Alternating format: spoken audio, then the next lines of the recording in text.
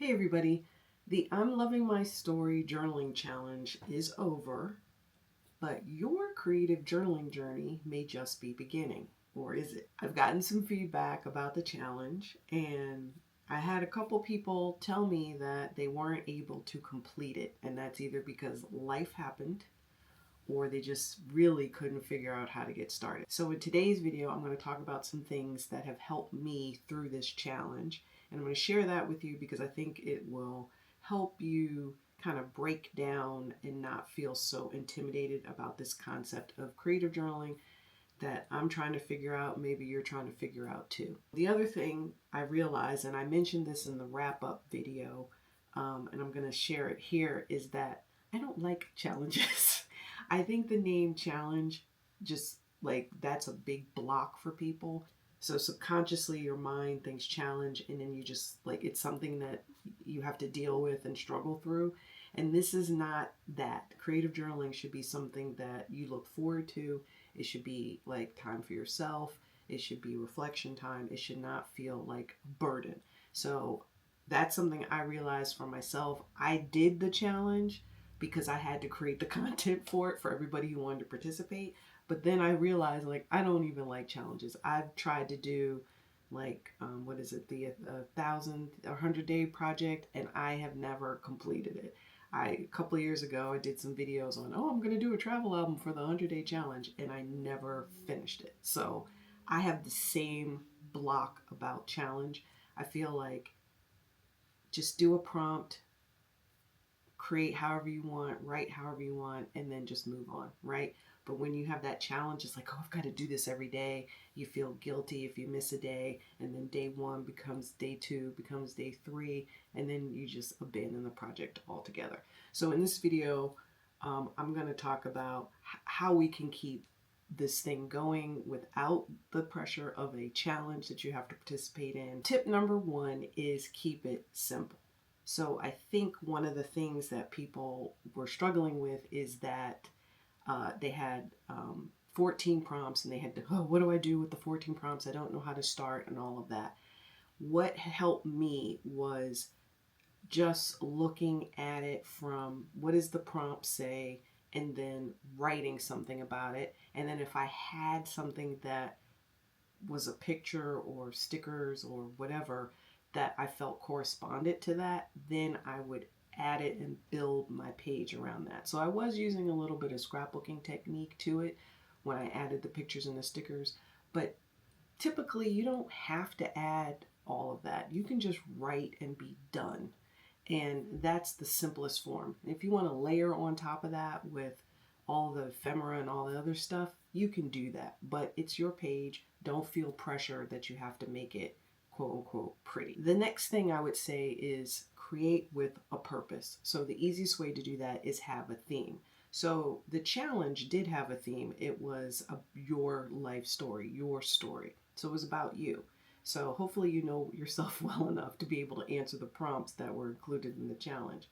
But even taking that aside, doing a gratitude journal, maybe doing a book about somebody you love, maybe doing it about your favorite foods, or I've even seen, people do book journals about books they've been reading. So having a theme kind of gives you a purpose and an intention for what your journal is going to be about.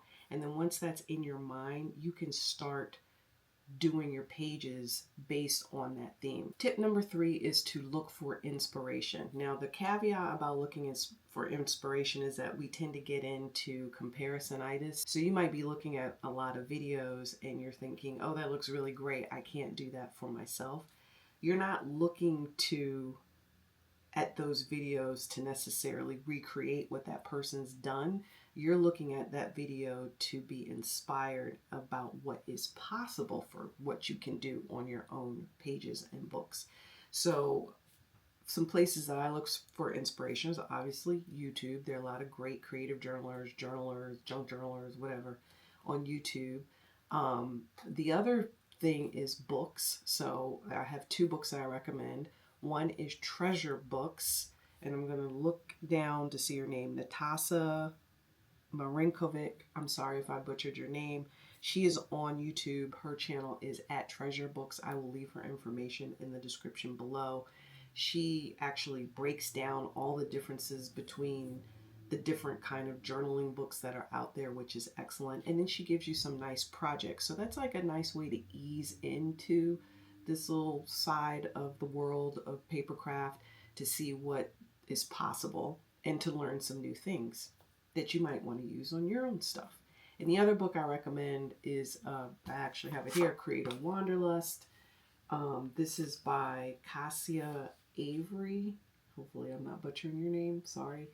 And she's a mixed media artist, and she tells you how to set up an art journaling practice. So this is more on the art journal side, but I like this book because, again, she talks about journaling and self-care, which is important to me right now. And she also talks about using mixed media tools. Now, if you've ever struggled with making journaling a habit, then stick with me. Give this video a thumbs up and subscribe to my channel, because I'll be exploring more creative journaling over the next series of videos. And if you're so inclined, a super thanks. I'd really appreciate it, because it helps support the channel and helps me to create more content like this. And that brings me to tip number 4, which is to use what you have. So I have a lot of different mixed media stuff. Like, you've probably seen me use like distress inks and things like that. I used to do stamping in my scrapbooks, and so the good thing about this challenge is that it forced me to kind of go into my stash, use what I have, not buy anything new at this point because I don't really need to, and explore and have fun with the materials that I have. And the cool thing is, like, in my my little book of me that I just finished for the challenge, is that I had one of the prompts had to do with like top things about yourself, and I had a little top 10 list that I like, little kit from Close to My Heart, when I was a Close to My Heart consultant. And this kit was like, I don't know, probably 10 years old, and I'd never opened it. I don't know what I was saving it for. But I did use it, and it actually opened up some, ideas for me of things I could do in other parts of the book. So I encourage you to use your stash, go exploring, and see what you come up with. Now, if you're brand new to all of this, start with these two, journal book, some stickers, get you a marker set, and you're ready to go. You can start from there. Tip number 5 is to establish a creativity zone, and that is your space to do your journaling. So it could be in your home, it could be in your bedroom, your dining room table, your kitchen table, it could be in your home office, it could be at the public library, but it would be your space. It's quiet, put some tunes on, get a nice little vibe going.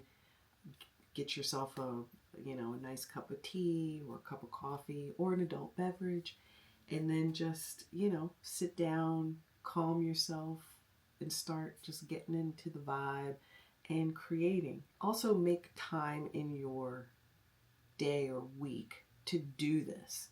So with the Creative Journaling Challenge, it was like 14 days. So you had to feel like, oh, I have to do everything in 14 days. You can actually spread that out.